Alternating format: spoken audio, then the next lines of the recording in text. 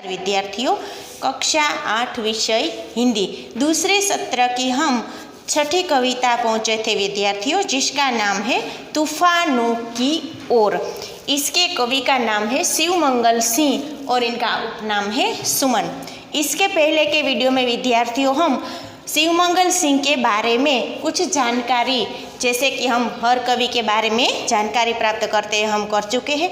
अब आज के वीडियो में विद्यार्थियों हम इनकी कविता के बारे में पढ़ने वाले हैं, लेकिन इसके पहले हम कविता का गायन करूंगी मैं, और आप मेरे साथ आप भी पाठ्य पुस्तक के पन्ने नंबर 33 पर देखिएगा।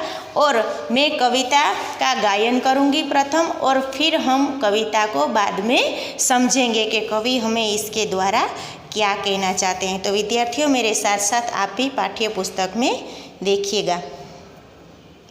तूफानों की ओर घुमा दो नाविक निज पतवार, तूफानों की ओर घुमा दो नाविक निज पतवार। आज सिंधु ने विष उगला है, आज सिंधु ने विष उगला है, लहरों का यौवन मचला है। आज हृदय में और सिंधु में, आज हृदय में और सिंधु में साथ उठा है ज्वार। तूफानों की ओर घुमा दो नाविक निज पतवार, तूफानों की ओर घुमा दो नाविक निज पतवार। लहरों के स्वर में कुछ बोलो, इस अंधड़ में साहस तोलो। लहरों के स्वर में कुछ बोलो, इस अंधड़ में साहस तोलो।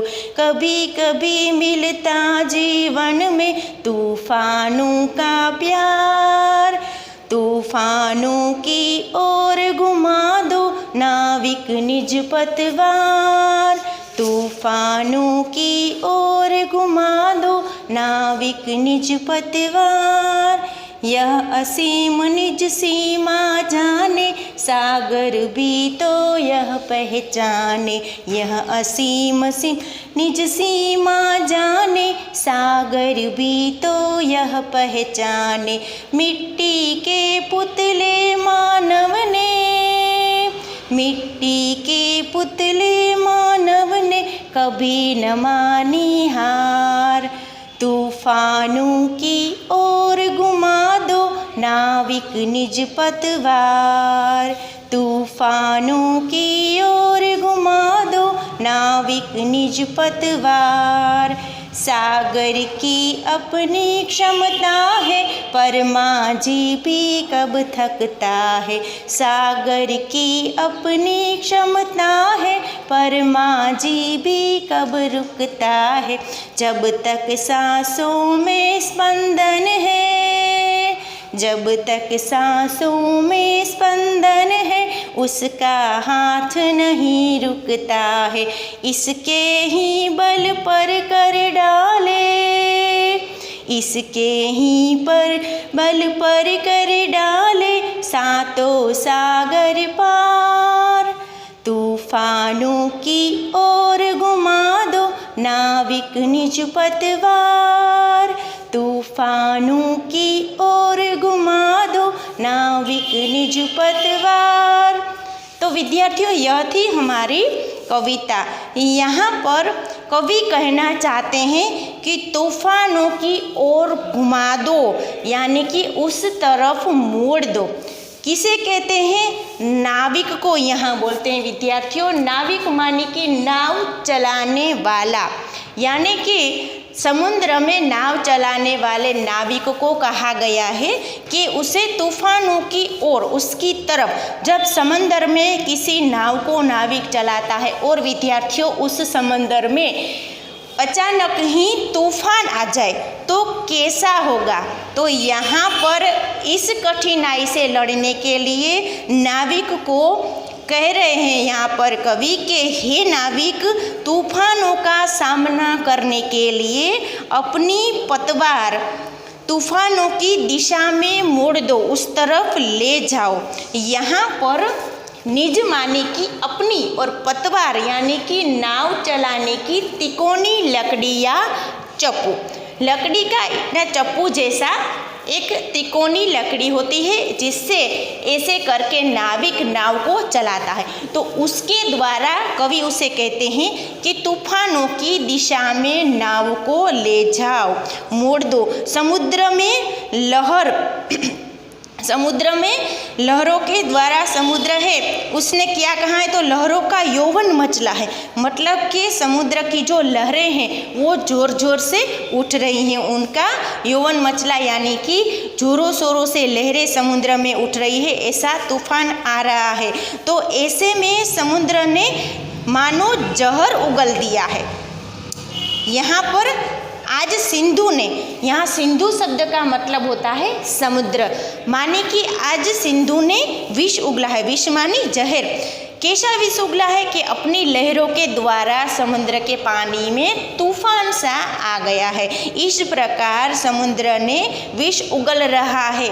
लेकिन आज हृदय और सिंधु में ऐसी परिस्थितियां कठिन पैदा की हैं कि लहरें भी उमड़कर तुम्हारी नाव को निगल जाना चाहती हैं। समुद्र की परिस्थिति क्या है, तो उसकी लहरें ऐसे उठ रही हैं कि वह तुम्हारी नाव को निगल माने कि खा जाना चाहती है। फिर भी परवाह नहीं, उधर समुद्र में ज्वार उठा है तो कवि के हृदय में भी तो भावनाओं का ज्वार उमड़ पड़ा है। लेकिन फिर भी कवि क्या कहते हैं कि ऐसी कठिनाई है, फिर भी कोई दिक्कत नहीं है, कोई परवाह नहीं है, क्योंकि अगर सिंधु में, आज हृदय में और सिंधु में यदि समुद्र में ऐसा ज्वार उठा है, यहाँ पर विद्यार्थियों ज्वार शब्द है माने समुद्र के पानी का बढ़ना यानी तूफान। समुद्र का तूफान मतलब क्या, उसका पानी अपनी सीमा से ज़्यादा आगे उछलता है और बढ़ता है, लहरें जोरों शोरों से उछलती है, इसको बोला जाता है समुद्री तूफान। तो यहाँ पर समुद्र में ऐसा ज्वार उठा है। आगे कवि कहते हैं कि यदि सिंधु माने समुद्र में ऐसा ज्वार उठा है, तूफान उठा है, तो क्या हुआ, हमारे हृदय में भी उठा है, साँच उठा है ज्वार, हमारे हृदय में भी ऐसा ज्वार मतलब भावनाओं का एक ज्वार उठा है कि हम इससे घबराएंगे नहीं। और कवि कहते हैं नाविक को कि तूफानों में अपनी नाव, भले ही तूफान उठा है समुद्र में, सिंधु में, फिर भी उस तरफ अपनी नाव को घुमा दो। सारी परिस्थितियां और कठिनाइयों के बाद भी उसमें नाव तुम घुमा दो। आगे कवि कहते हैं लहरों के स्वर में कुछ बोलो। यहाँ पर कवि कहते हैं कि लहरें, जैसे लहरों का स्वर ऊंचा हो रहा है और उनका जोर बढ़ रहा है। तूफान आने पर समुद्र में लहरें जोरों शोरों से बढ़ रही हैं, तो क्या है, स्वर मानी उनकी आवाज़ ऊंची हो रही है। इस अंधड़ में साहस तोलो। अब दूसरी पंक्ति में कहते हैं कि ऐसा है, तो अंधड़ मानी की आंधी, जब समुद्री तूफान आता है और जोरों शोरों से लहरें, पानी उछलने लगता है और साथ ही उसमें जोरों शोरों से जब वायु माने की हवा तूफानों की तरह, आंधी की तरह बहने लगती है, तब उसे बोला जाता है समुद्र की आंधी, जिसे कहते हैं अंधड़। उसमें भी साहस तोलो। साहस माने कि अपनी क्षमता और उनका जो जोर है, वैसे ही तुम तैयार होकर आंधियों के सामने जाओ। जैसे ही आंधी समुद्र में है तो तुम उससे घबराओ नहीं, वैसे ही तैयार होकर तुम भी उसका डट कर मुकाबला करो, उसके सामने जाओ। कभी कभी मिलता जीवन में, आगे कहते हैं कि आवो बढ़कर स्वयं आज आकर देखो कि तुमने कितनी हिम्मत है, तुमने कितना साहस है। और जीवन में तूफानों का प्यार कभी कभी ही मिलता है। यहाँ पर कवि कहते हैं कि कभी कभी मिलता जीवन में तूफानों का प्यार। तूफान में भी हम अपना साहस बनाए रखें। इसका मतलब क्या है कि कभी कभी जीवन में तूफानों का प्यार भी हमें मिलता है।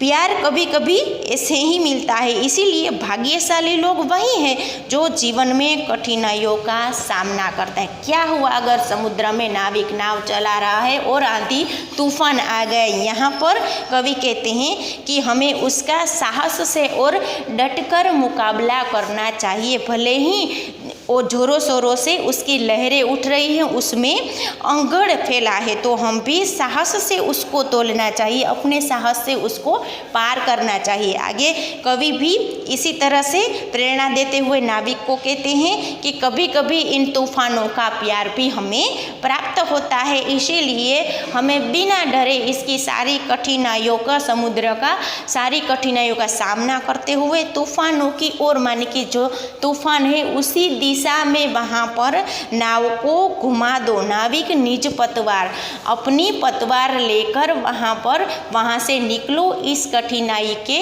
पार हो जाओ। तो विद्यार्थियों, हम यहाँ तक की कविता पढ़ेंगे। आगे की पंक्तियों में कवि आगे और हमें क्या प्रेरणा बोध देना चाहते हैं, यह हम इसके बाद के नेक्स्ट वीडियो में देखेंगे। धन्यवाद।